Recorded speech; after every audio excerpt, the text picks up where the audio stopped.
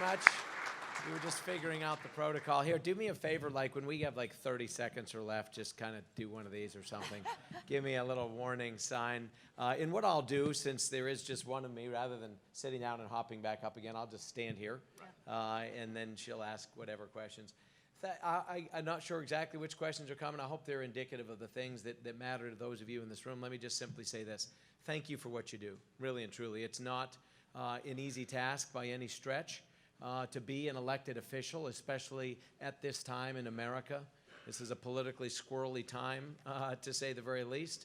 And it is a difficult time when we have, especially in some of your counties, some brutal budgets and difficult decisions that have to be made. And there's, for every $10 worth of genuine need, you only have $1 or $2 or $3 or $5 or maybe $8 if you're lucky to go around, which means something doesn't get the money that it needs. And so this isn't going to change anytime in the next immediate days, weeks, and months ahead.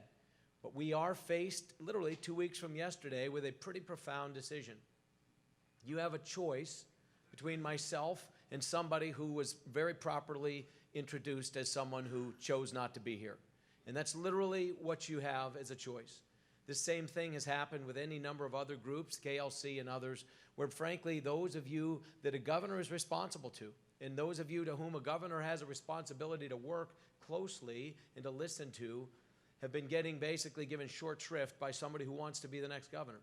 And he's thumbed his nose repeatedly, which frankly, it seems odd to me. I'll leave it at that, other than to say, we are at a fork in the road, and we can continue to move in a direction that we have for the last 2, 3, 4 years in particular, as we've begun to unwind 95 years worth of an approach to things and start to move in a different trajectory, where we listen to you, where you have more say in everything from discretionary road dollars to the ways in which health plans are administered in your health departments are administered in your community, to whatever the case might be. You've been coal severance dollars, pension issues, all these things. So many in this room have been in my office, and for those of you that have served more than 4 years, you know for a fact you've never, ever had the kind of access to a governor that you had in the last 4 years. And truth be told, this is what you should expect. This is what it should look like. You should expect to hear from the governor, to be able to sit down with and with members of my team. And you take a look at what has happened in the last 4 years as we've taken a different approach. Not a perfect one. There is no perfect approach. There's no perfect emissary for anything that, even if we were all in agreement on, making sure that it gets done, we wouldn't all agree as to how it got done. But take a look at what's happened in the last 4 years. 57,000 new jobs, a record level of job creation in any one term. A record level of capital investment in this state, more than $22 billion in private capital. We've never even had in any 10-year period that kind of capital invested in this state. A record level of addressing issues like bridges and other things that have been getting derelict for years. There's state parks, so many other issues. These kind of things have changed. We've had record levels of low unemployment, record levels of people actually going to work, including the workforce participation, those eligible to work who actually do so. We've done this while cutting our taxes, personal and corporate taxes, by 17%, and even in spite of that, still having record levels of revenue for this state. And on top of this, record levels of exports, products being made here and sent to the world at levels the likes of which we have never seen historically. Has it come with bumps and bruises? You bet. Will there be bumps and bruises in the next 4 years under my administration? You bet. And I'll tell you why, and we'll talk about it. It's because we're not kicking cans down the road that people have kicked and kicked and kicked and kicked and kicked for decades. And you know this. And none of it's easy. It would be great for me to sit up here like the fellow who, if he were here, would be doing, as he's done the occasional time he's shown up. Everyone's going to get pay raises. Everyone's going to get budget increases. Everyone's going to get this, that, and the other thing. And all this money's magically going to appear from somewhere. And he's going to do this all in opposition to the supermajority legislature of another party who've made clear that the things he thinks he's going to get, he's not going to get. He's going to do this in direct opposition, he says, to the President of the United States, very proudly saying he's going to work to fight the President. I'm just telling you, it's not good for your county, and it's not good for our state if the governor of your state is fighting with the President of your country. I don't care what your party is. It is not a good idea to publicly take on the federal government when, as a state like us, we need to have the kind of relationship that in recent years we've had for the first time ever. So I look forward to our conversation, I really do. And I will promise you this, I'll continue to fight for this state. I'll continue to take on the sticky wickets. I'll continue to take on the unpleasant things. When I stood before you 4 years ago, I promised to do exactly this, and we've done it. And, you know, somebody said the whole pension issue, that I've brought that up for political reasons. Yeah, sure, that's been great. That's been a winner. Yeah. That one's been that's been a real, I'm sticking with it because it's working so well. Working so well. I'll continue to do the things that need to be done. You're men and women, you're adults, you're grown-ups, you're leaders, you understand budgets. Our job is to work together to make this state the greatest version of itself possible. I look forward to our conversation in the minutes ahead here. Thank you.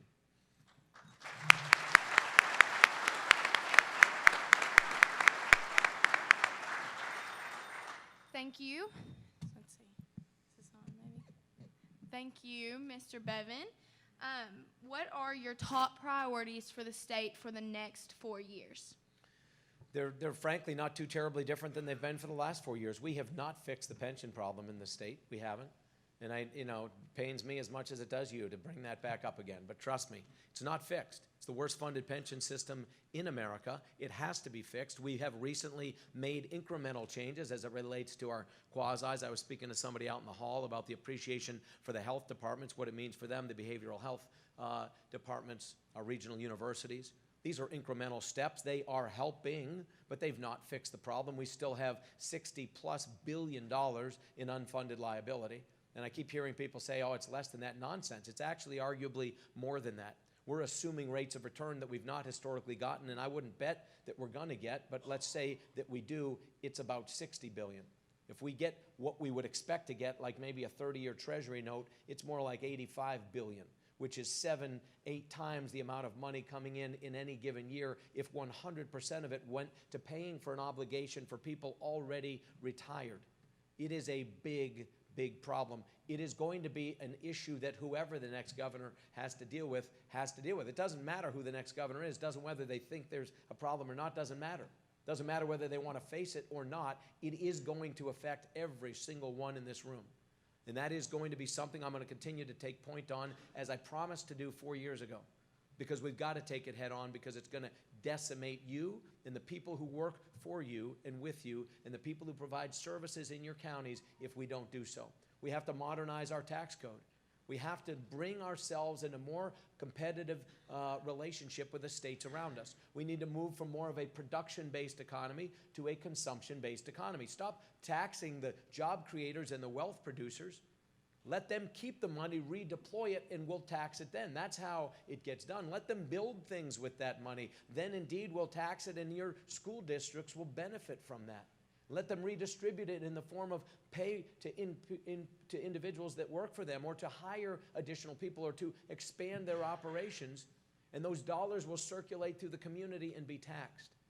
This is the kind of thing that has made other states around us competitive relative to us, and this is the types of things we're going to have to do. We'll come back, I hope, to talk in more specificity as to what my thoughts are on taxes. Adoption and foster care. We've got to fix this. We have 4.5 million people in this state. We have 10,000 kids in foster care. 2,500 of them are eligible for adoption. Some of them are in every single one of your counties. It is wrong of us to, in a state of 4.5 million people, blessed as we are, not to be able to find open hearts and homes to bring in 2,500 of our own kids. Because we know what happens when these kids age out. They end up being part of your overcrowded jail system. They end up in recidivist rates of poverty and homelessness. They end up in abusive situations. These are not things that we would any of us wish for. These are statistical given realities. Kids that age out at 18, by the age of 19, 31% have already been arrested. 54% will never get a GED or a high school diploma. More than half will end up chronically homeless over the course of their lives. 70% of all the people in your jails, or all the jails in America, 70% came out of the foster care system. 81% of the people in America on death row came out of the foster care system. And we wonder why we are wrestling with billions and billions of dollars trying to put broken adults back together, but we're failing them when they're on our watch. We shouldn't be raising children, but we are, and we have a collective responsibility starting at the local level all the way on up, including at the federal government level, where I'm working with them to make this a national level topic of discussion. There's not enough beds or dollars at the bottom end to put these broken adults back together again if we allow them to break on our watch. And so these are things, among others, that I want to see changed. Pensions, we've got to address it. Taxation, we'll talk more specifically, I hope, about that. This adoption and foster care, taking care of our own, continuing to take care of infrastructure.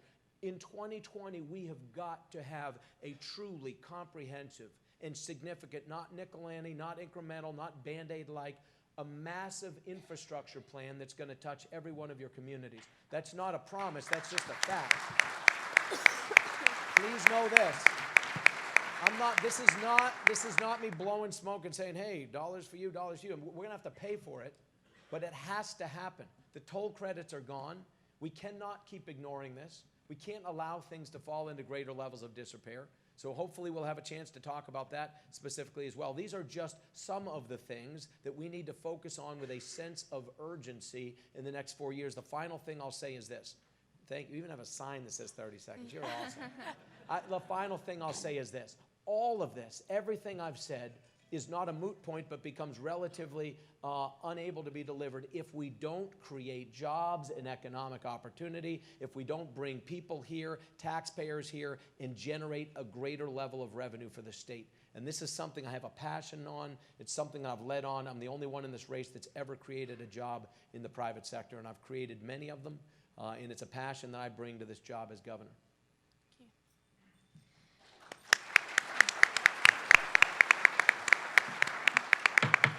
That's enough. I just wanted to do it because it was there. Governor Bevin, what inspired you to run for public office? I love this country. It's as simple as that. Even before we found ourselves in the divisive state that we are in the last 5-10 years, as this nation has spiraled downward politically. And there's 1,000 reasons for that, and we can blame it on this, that, and the other thing. It doesn't matter. It is where we are. I'll tell you, truth be told, more than anything else, I think this is responsible, literally. But that's a whole nother topic. The fact of the matter is this. We are where we are. I'm a husband and a father of 9 children. I care about my kids. I want my kids to have the opportunity I had. I'm a kid who grew up, and most of you know this. I've probably shared this with you. But I grew up well below the poverty level. I grew up a family of 8 in a 3-bedroom house with no central heat just south of the Canadian border. We never had a shower. We never had a television. We drove around in $100 rusted out cars. We lived in a financial way pretty much hand to mouth, quite literally. Grew and raised pretty much everything we ate on the land that we owned. It's a simple life, and never had health insurance my entire life. I was an active duty Army officer. I was in my 20s before I ever had access to any kind of health insurance. So I was arguably the kind of person that many of you represent in your communities, and that some of you yourselves were, and that so many in America have historically been. But here's what's awesome about America, and this is why I'm doing what I do and why I've put myself forward, is the American dream is a real thing. It's not something from a book. It's not something that once was. It's not something our grandparents had, but we don't. It is alive and well. I'm the beneficiary of it. I've lived it. I've experienced it. And I want the same thing for my kids and every other kid in this state, and frankly, every kid in this country. I'm an active duty military officer, as I've mentioned, as was introduced when I first stepped up here. Guys my age, guys who would have been my age, who've been dead for many years, guys that I served with, friends of mine who died and came home in a box draped in a flag that looks like that, whose kids have grown up, who've walked down graduation aisles, wedding aisles, and otherwise without a father. And we don't even bother to vote. It is my respect for those men. It's my respect for this country. It's my love of my family. This is why I do this. I didn't study political science. I never took a single political science course in my life. I never worked on a campaign, never even volunteered on one before I ran for office. but I saw what was happening in this nation. I saw this crumbling of our society, and it comes from us, and I mean us, every one of us in America, those of us in this room. It comes from our apathy, in our assuming that everything is okay and it stays on autopilot, and it does until it doesn't. The greatest threat to this nation, bar none, is the fact that we are so blessed and we have it so good that we can afford to not care, and many of us don't. And I know in some measure in this room, this is less applicable than it is outside this room, because you are men and women who have stepped up. You are going above and beyond, and I am truly grateful to you for doing it. But why am I doing what I do? Because I want this same opportunity that has afforded each of us the chance to be here for my children and their children. And I'll tell you what, there are certain things that in my past and even now that I have been willing to die for. And I wore this nation's uniform, and I was willing to give my life for this nation. And I still am. And there are things that I would give anything, including my life, to preserve. And that is the American dream, among other things, for my children and their children.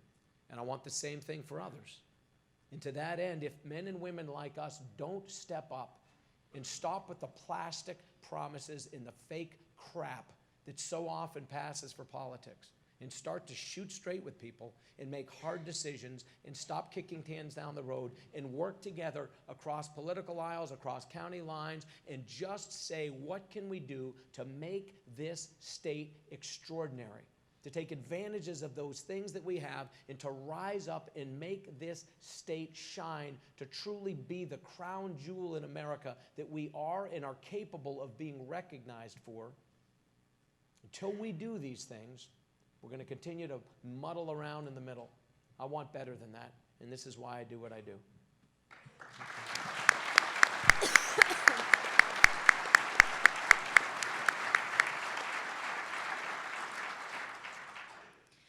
What is your plan for dealing with jail overcrowding and the increasing cost of incarceration on counties? Boy, this is a tough one. We have, 24,000 plus people right now in various states of incarceration in our state.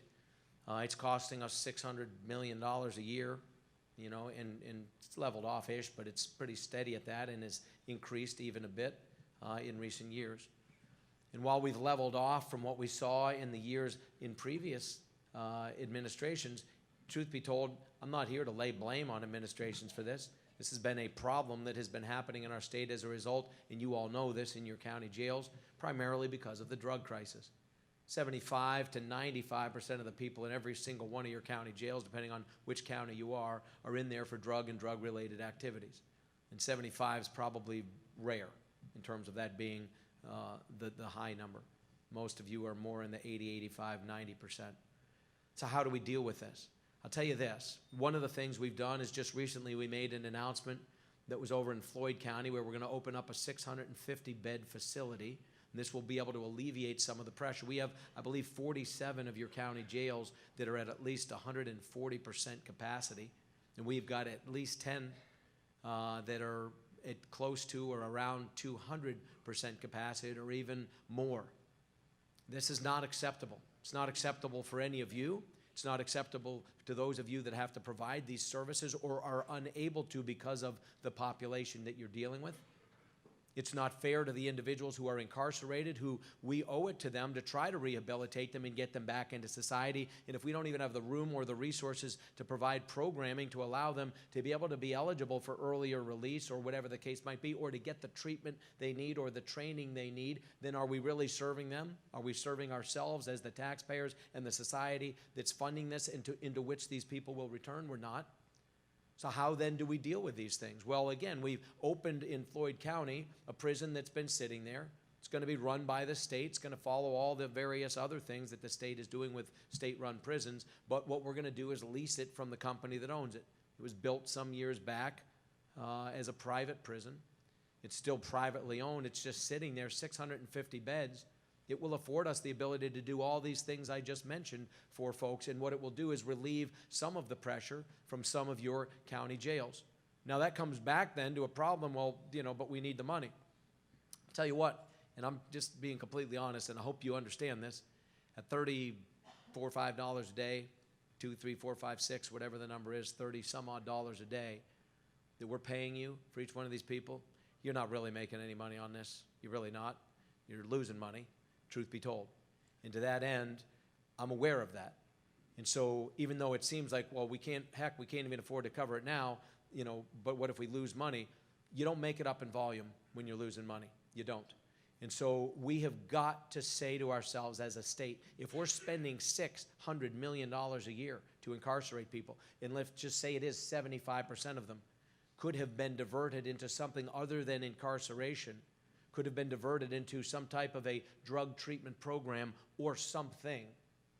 Could we not, for a lesser cost per day, do exactly that, and with the likelihood that the amount of time and duration that a person would be getting paid for by the taxpayers would be less, especially if we did it right? Let's be smart about this. I don't have the solutions. Not one person in this room does. But I know this. I've been very clear, and I mean it. I don't intend to build another jail cell in this state. I don't. We don't need to lock up more people.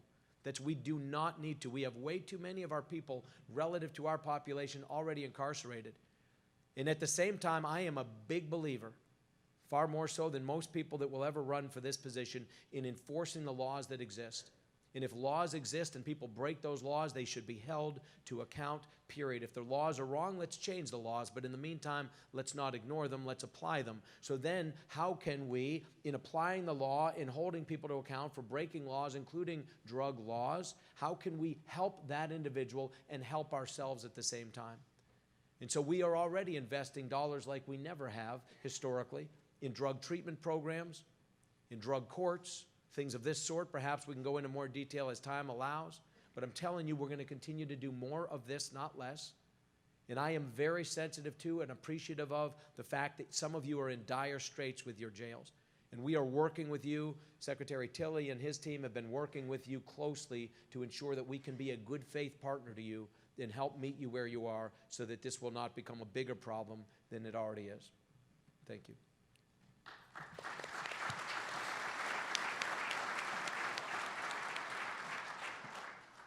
How do you plan to ensure our public pensions are on solid ground moving forward? By not pretending that they're fixed or that there's no problem there. Again, I mean, I've never been a part of the 12th step program, but my family and probably every family in here has had somebody who's been a part of that at some point in time. And the very first of the 12 steps I know is that you got to admit you have a problem. And this is frankly where we are. This is a financial problem. And in Kentucky, if we keep pretending that we don't have this problem, we keep lying to people and telling them it's okay.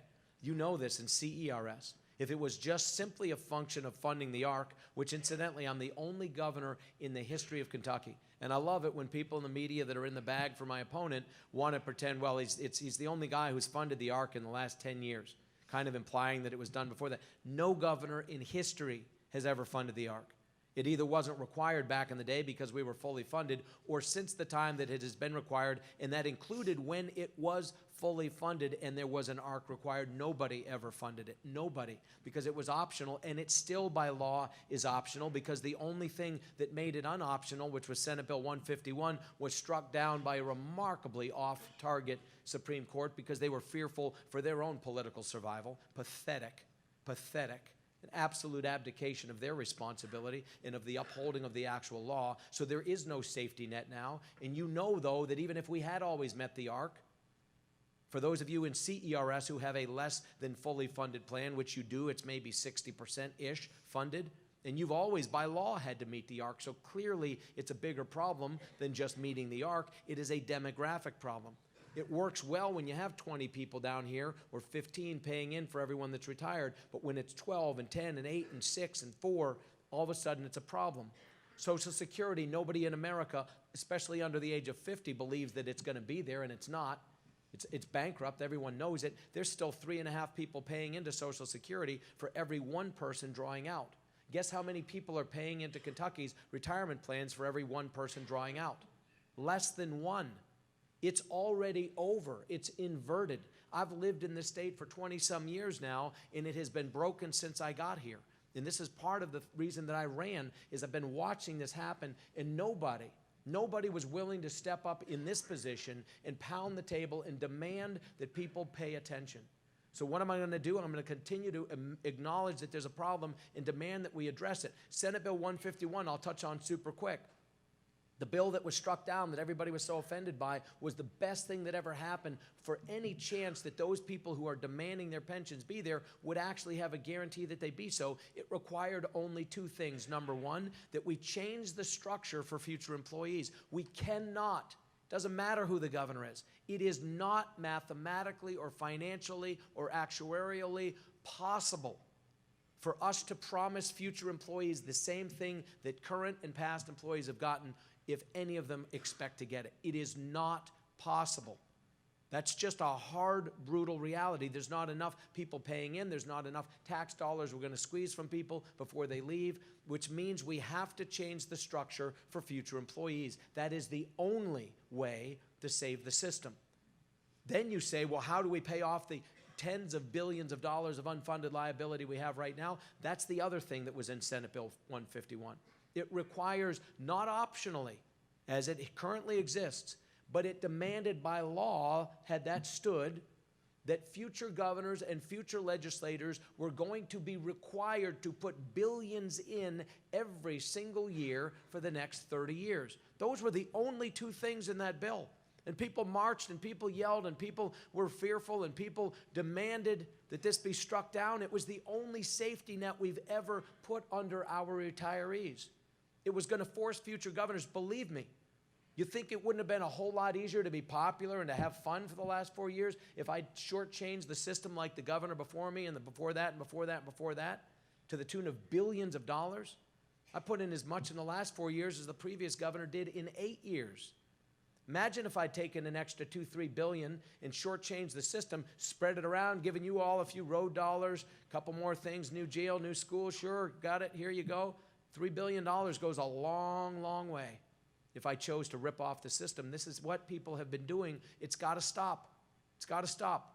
The pension is, there's never in the history of America been a pension system as poorly funded as ours that did not fail. Please hear that. Never in the history of the world has a defined benefit plan been as severely underfunded as ours currently is that did not fail. We are trying to save something that may or may not even be possible to be saved, and the only way to do it, with the 10 seconds I have left, I'll reiterate, the only way to do it is to change it structurally for future employees and to ensure that future governors and legislatures for the next 30 years break the 60-some billion into 30ths and pay it $2+ billion a year for the next 30 years. It's the only way it's going to be saved. And anyone who tells you otherwise either doesn't understand it or is lying to you.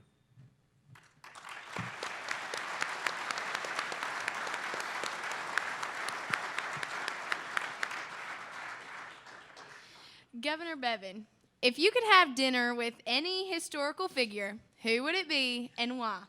Besides Gary Moore? You mean, is that besides Gary?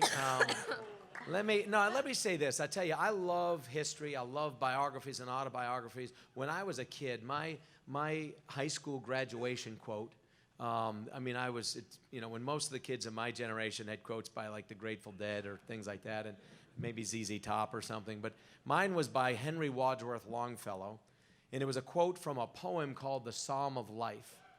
And in this, he wrote, "Lives of all great men remind us we can make our lives sublime, and departing, leave behind us footsteps on the sands of time." And this is how I thought even when I was young, and I've always been interested in the men and women who preceded us who laid down footsteps. Who were those people? And it gets to the heart then of this question. It's not an easy question to answer. I wish I could put together a dinner party, then it would be easier. But one person. I'll tell you, I'd love to have dinner with Abraham Lincoln. I'd love to have dinner with Winston Churchill, with Thomas Jefferson, with George Washington, with people who've stood in the gap. Martin Luther King Jr., Mahatma Gandhi, different people who, whether I agree with everything they've done or don't agree with everything they've done, if they were perfect or not perfect, King David, my great King Solomon. Think about some of these people who have been these transformative people, who've changed the world, who've stood in the gap when others were afraid, who've done things that others were unwilling to do. Who wouldn't want to have dinner with any one of these people? But if I had to pick a single person, a historical figure, it's a person who my faith tells me is more than simply historical, I'd love to have dinner with Jesus Christ. I mean, think about this. I mean, that would be pretty awesome. Because here's what I know. As surely as we stand here, not everyone even in this room necessarily would agree with what I'm about to say, but as surely as we stand here, I believe to my core that any advice I would seek from any of the aforementioned people has the ability to be flawed and potentially off and be colored by their own faulty assumptions. I'm pretty confident that the advice I'd get from Jesus Christ would be good advice. And I think I would be pretty well, I'd be pretty well inclined to take it. So, and I think you think about, again, whether you're a person of faith or not, whether you're a Christian or not, whether you truly believe that Christ is indeed the Son of God and was sent here to save us from our own inequities, whether you believe any of that.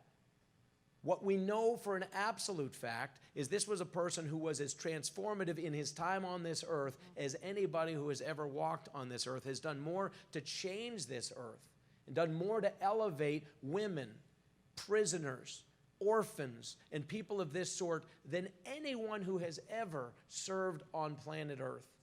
And for somebody who did all this inside of 30 years on this earth, I'd love to have conversation with Jesus. I'd love to have an advice, ability to ask for advice. And frankly, I'm just curious what he'd want to eat for dinner.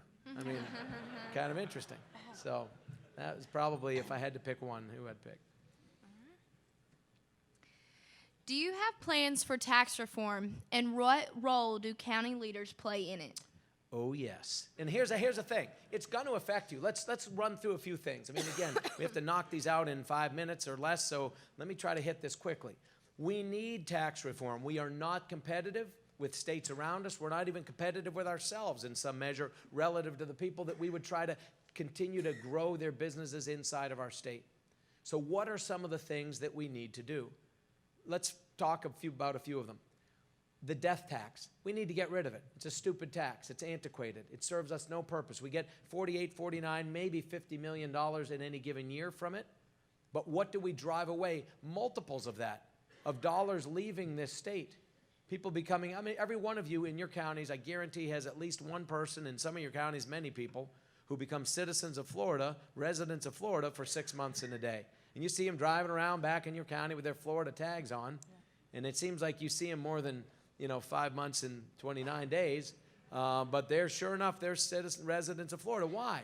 Because they don't want the tax ramifications of having the misfortune of passing away with any kind of means in this state. Why are we punishing our most successful and most prolific savers? Why are we punishing multi-generational farms where the land has accrued and increased in value? And now we're forcing people to sell off some of their land so the next generation can inherit it. These kind of things are silly. They're so counterproductive. So we need to get rid of the death tax, but boom, that's about $50 million, let's call it. I'm going to start to put numbers on these because then it's like, well, where's that money going to come from? Another one, the inventory tax. This is going to be near, and a lot of your ears just perked up because you're like, oh, my fire department, my library, my fill in the blank. I get it, understood. It's about $150 million, a little less, but let's call it 150. It'll make the math easier when we start adding these up.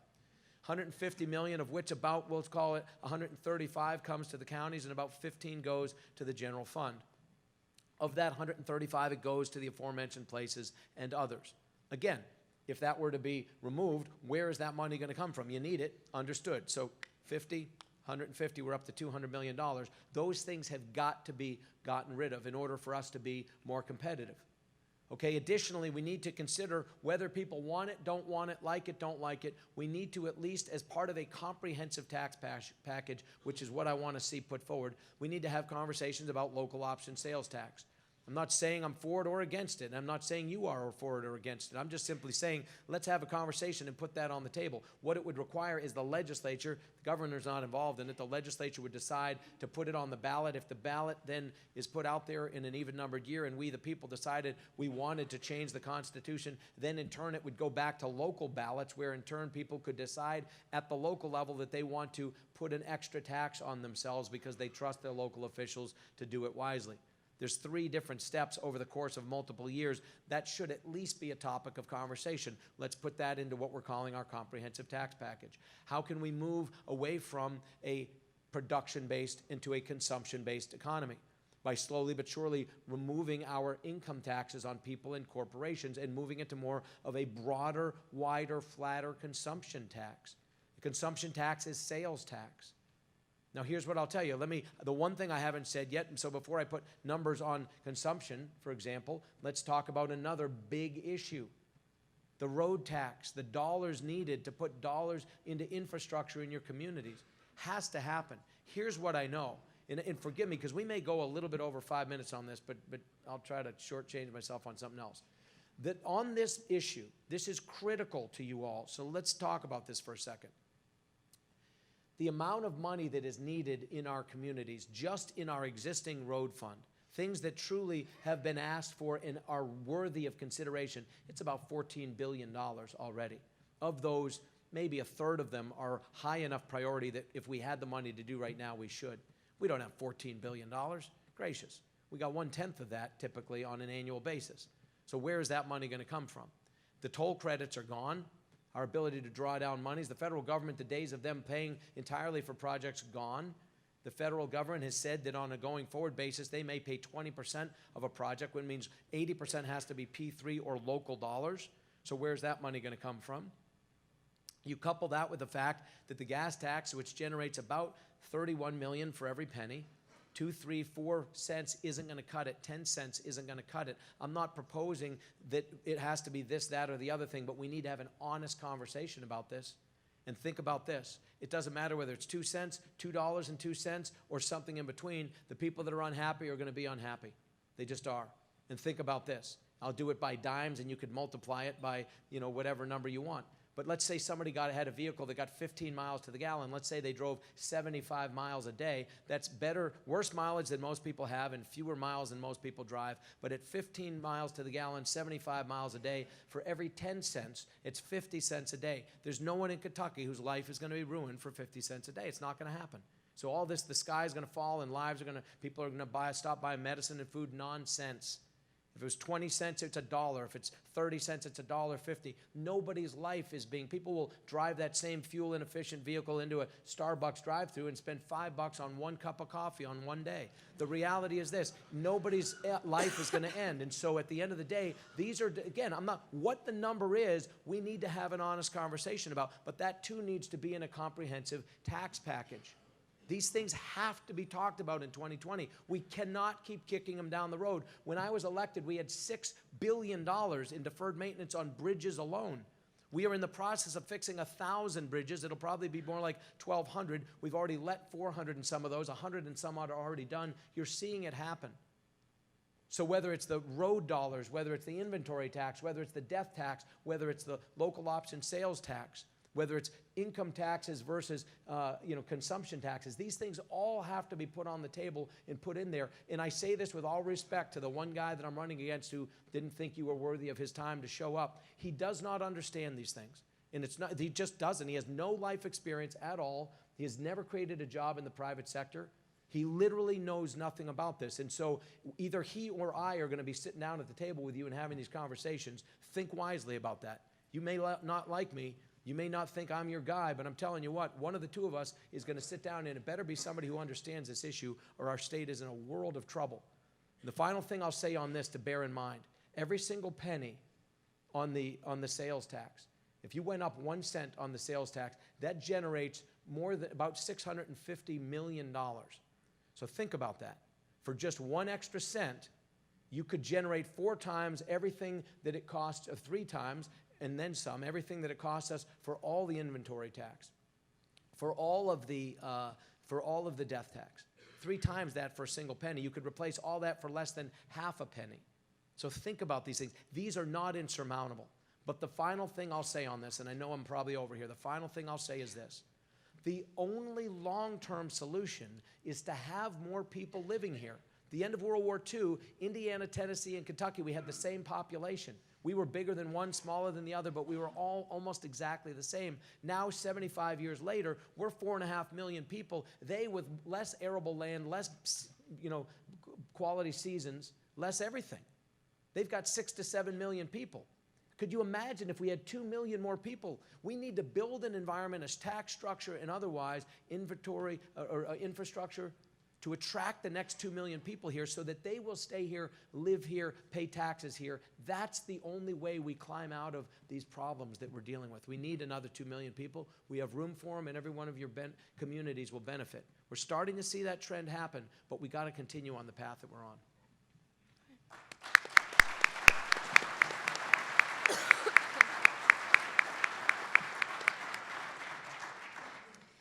How do you plan to finance our crumbling roads and bridges? Well, speaking of which, I may have been given the questions. I don't know. But and if I was, I apologize. I didn't realize what was coming next. But I touched on that. Let me talk about that again real quick. We have to pay for it. It's as simple as that. How we pay for it, we're going to have to figure that out. But there's 2 ways in which we pay for our roads right now. One is the variable excise tax on the wholesale price of fuel. It's what we pay at the pump. The other is the Federal Highway Trust Fund. They each generate somewhere in the neighborhood of about $700 to $750 million a year. So we'll get our continued 700 and some odd million from the federal government, even though that's just printed money. Let's just assume it will keep on coming. Then the other 700 and some odd million comes from us. We put a floor, or it's a floor/ceiling on it a few years ago. And until gas gets back above $2.85 to $3 a gallon, we're not going to see any increase in our local variable excise tax contribution. It's going to stay pretty stuck there at 700 and some odd million dollars. It's not enough. It just isn't. You know this. I'm preaching to the choir on this one. It is not enough. We all want better roads. We want better infrastructure. We want to repair things. We want to build new things. The only way we're going to get it is if we pay for it. And I love it when people accuse me, well, you're proposing things that'll cost more money. Yeah, guess what? When you walk into a grocery store and you walk out without paying for your milk and bread, it's cheaper than if you actually go to the counter and pay for it. That's true. That's true. And a lot of people who've stood in this office have, through the years, including the guy I'm running with, free health care, free pay raises, free funding, free everything. But who's going to actually pay for it? Someone eventually has to go to the register and actually pay for this stuff. So if we want these things, and we do, and if we need these things, and we do, we're going to have to pay for it. So we're going to have to see something at the gas pump, something addressing electrical vehicles and or what have you. I mean, there's going to be we don't have enough of them, but we can't be oblivious to the fact that that's starting to change. We are going to have to pay for it. So what do I propose? I propose a very honest conversation about this. And the last thing I'll say on this is the following. If we try to do that in isolation, it will not happen. It won't. Think about this. We had Sal Santoro, and I applaud him for doing it, brought forward and couldn't even get out of committee the idea of bringing a 10 cents.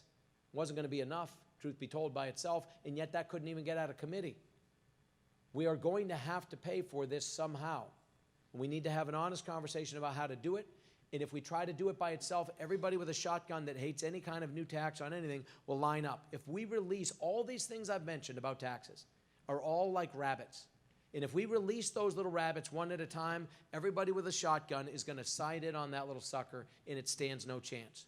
The only chance we have, and this may sound like a bad analogy, is we need to unleash all the rabbits at once. And I'm not kidding. Because think about this. If we let 10 rabbits out of a bag at once, I don't care what kind of a shot you are, you may not get anything if you try to shoot at 10 rabbits. You won't. I'm telling you. I don't know if you've ever rabbit hunted. One rabbit's a lot easier to hit than 2 or 3 or 10. So they all have to be in the bag. They have to be released at once. There needs to be enough sugar in there to make the medicine go down. There have to be things that touch every corner of Kentucky so that massive projects like the Brent Spence Corridor that affects everyone in the Kentucky, whether they realize it or not, and that nobody wants to be for because it's not in their backyard except those for whom it is in their backyard, that still has to be done. So too does the project in Henderson, Evansville. So too do other major infrastructures, whether it's the Mountain Parkway or other bypasses and things. They have to be done, but there needs to be enough in a comprehensive package to spend billions in every other community to ensure that this project gets done. It's the only way. It's not going to be fun. It's not going to be easy. The last thing I'll say is this. I beg of you, have the backs and give support and encourage the stamina, intestinal fortitude of your elected officials, because the men and women who represent you in Frankfurt, if you think they've been tested in the first 4 years, give me 4 more years. I'm telling you. I'm not kidding. And I'm not saying, this is just the fact. We've got to make hard decisions. We have to fix the pension problem. We've got to address our road and infrastructure problem. We've got to modernize our tax code. These will be hard to do. And we need 138 strong, bold, courageous men and women to step up and do the right thing for today and for tomorrow and for 20 and 50 years from now.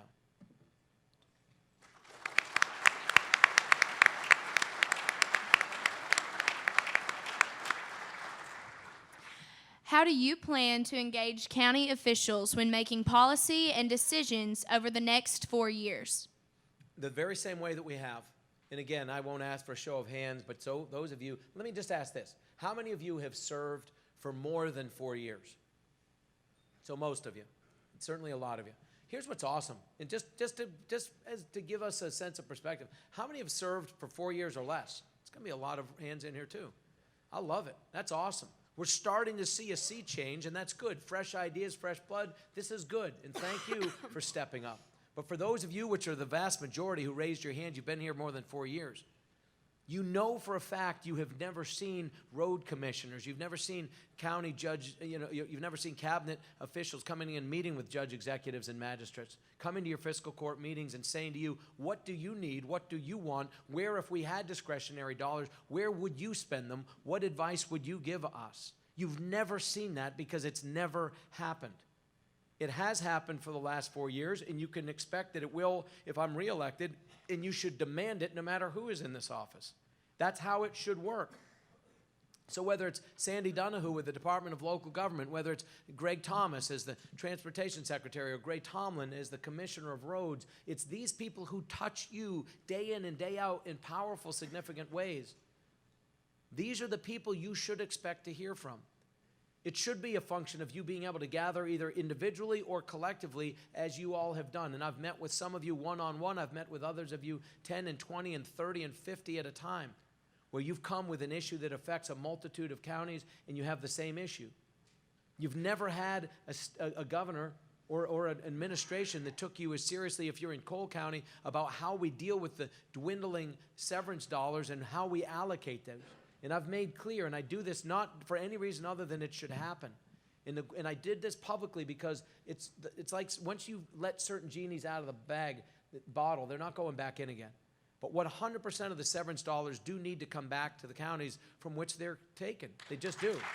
And this only affects maybe 25%-ish of those that are in this room, which is probably about how many of you were just clapping. The other 75 were like, what? But here's the thing. Those 75%, you're going to miss nothing. It's a rounding error, but the difference that it means to these counties is significant. And again, it's not trying to just play favorites. It's about where can we be smart with the money we have. And so how will I work with you in the next 4 years? The same way we have, by listening to you and letting you tell us how we can be better stewards of your money, because all of this is your money and the people that you serve. And this is what you should expect no matter who your governor is in the next 4, next 14, and next 40 years.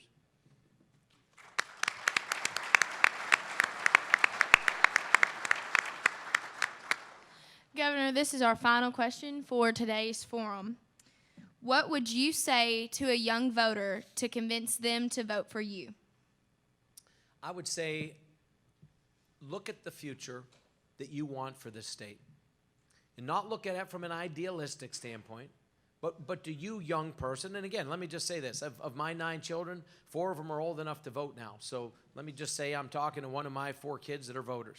It's nice. I didn't have that option. I got 5 votes now in my house instead of 4. So at least there's 6 counting myself. I'm not sure, I'll be honest. I'm not completely sure my wife's going to vote for me, but that's the... I don't know that she's going to vote against me. I just don't know if she's going to vote for me. But that said, I just beg of those of you that are in the media, don't start like headlines. Bevin's wife voting against. I mean, please. That was a joke. It was a joke. I'm just kidding. I might not actually be kidding, but it's still a joke. Still a joke. Here's what I would tell young people. What kind of a future do you want?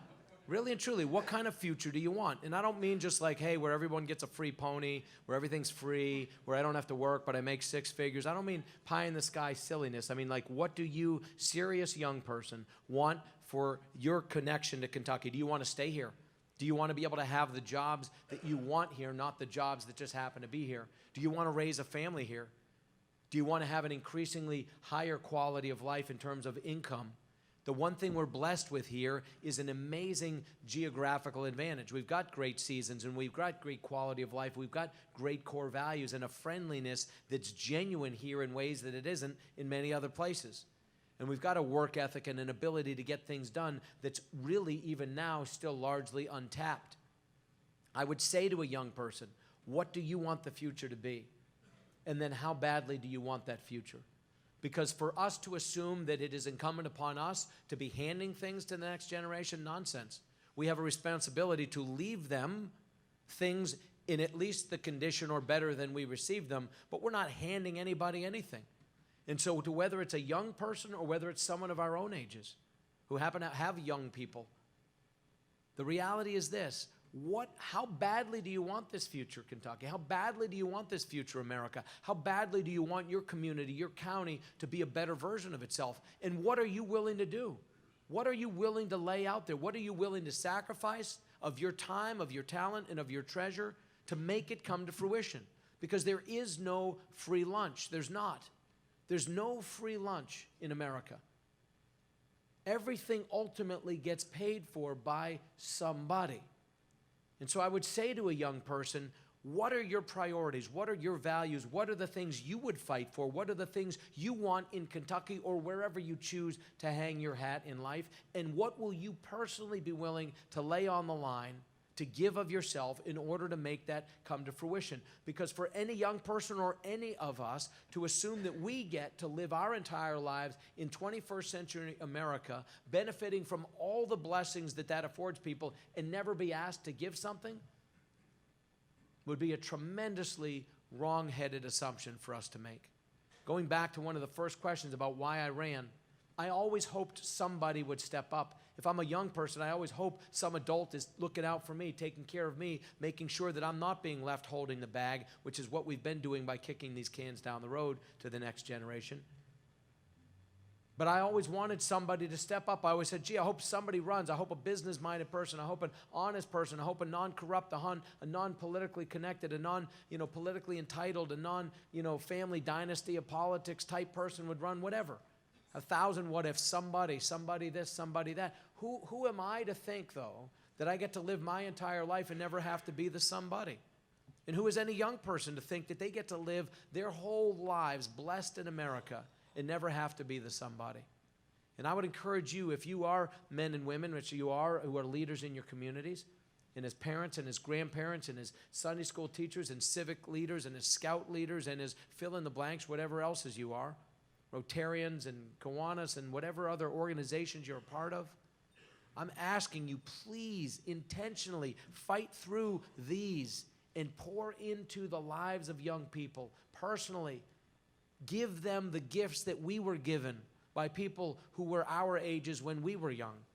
Give them your time, give them your attention, give them your passion, give them your sense of conviction. Tell them the hard truths even when it's not fun or easy or popular. And I want to leave you with something. I know I haven't even got my 30 seconds yet, and I'm going to try to find real quick.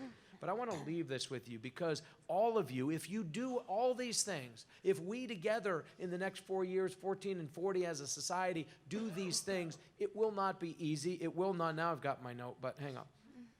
Let me just say this. I'm going to read you a quote that was written here by a man a well-known son of Kentucky, Abraham Lincoln. And this is something that for those of you in elected office at any level would be wise to remember.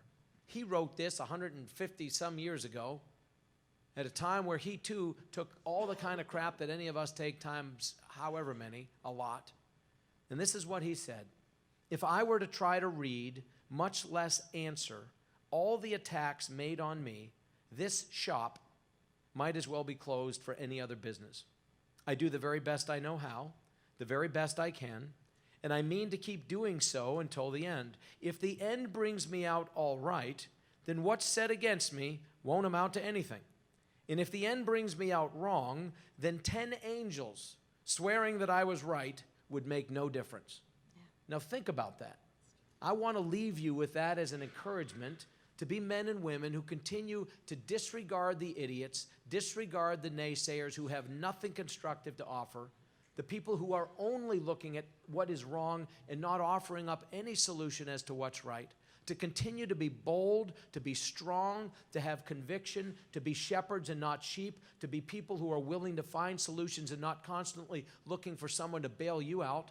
You are these people. Continue to be these people. Demand the same of the people you work with. Demand the same of those that would take your place.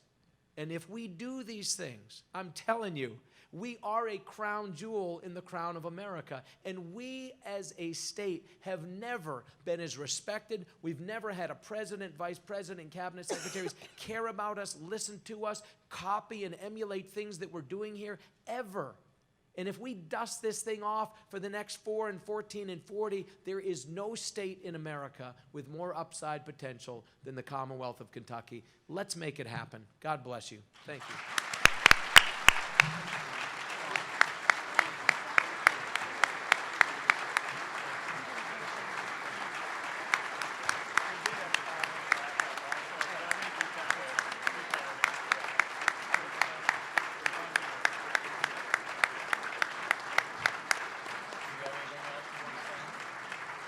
Okay, don't go anywhere yet. We do have a couple of announcements, but Amy and I were up here to kind of help direct traffic, but Ellie did such an amazing job. Let's give her.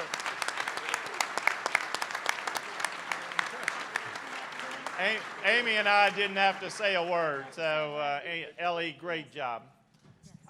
Albert's got some announcements, and stay with us just a moment here.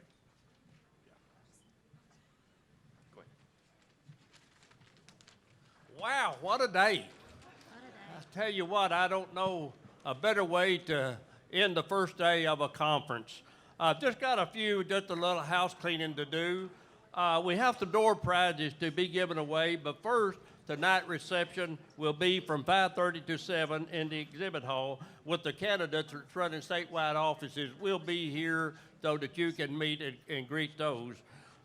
We would like to thank our sponsors for today's events, and they'll be posted on the screen. And we just want to, I just want to emphasize this: please let those people know how much we appreciate what they do for KACo and for each one of us. And our hospitality suits tonight will be. Perfection Group in room 946 and Serve Pro in room 1146. So that'll be later on tonight.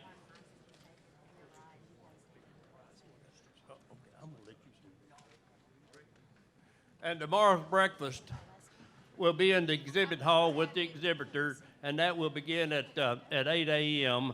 and the general session in this room tomorrow at 9. Now at this time we'll be giving away one door prize. I'm going to say one thing. I had 5 minutes to wrap up. I didn't know that, so I'm going to take 30 seconds. And before we do the door prize, let me say this. We have Republicans in here and Democrats in here. I don't care how you're voted, registered. I don't care how you vote. But I beg of you, please don't not vote. And I encourage you to get the men and women in your communities to go to the ballot box. For the reasons we talked about at the beginning, this matters tremendously. It's an embarrassment to us as a state that only 30-some% of us bother to vote, and only 6 in 10 that are eligible to vote or even registered, which means somewhere between 15 and 20% of all the people who could vote are going to bother to vote. 2 weeks from yesterday, we get to choose the future of our state. It's not going to be a perfect future because nobody that we're electing is a perfect person. But I would much sooner, and I'm as serious as I can be, I would rather you go into the ballot box and vote against me than not go in and vote at all. The greatest gift we have is self-governance. And I encourage you, please, use the power and the influence you have to vote your values, not your party, to do what's best for Kentucky, to do what's best for your family, your community, your county, and for the Commonwealth and for this nation. To choose wisely. and to encourage every single person you know, every single person who respects you and listens to you and asks you what they should do, to do their own homework and make their own decision and vote their values and not their party. Because this is how we will not crumble. This is how our apathy will not consume us, is if we seize this gift we've been given. So please let your county be the leader. Let your county be the one that turns people out at 50, 60, 70%, not the 15, 20, 30, 40% that most are going to do. Thank you very much, and truly I'm grateful to you for what you do. Thank you.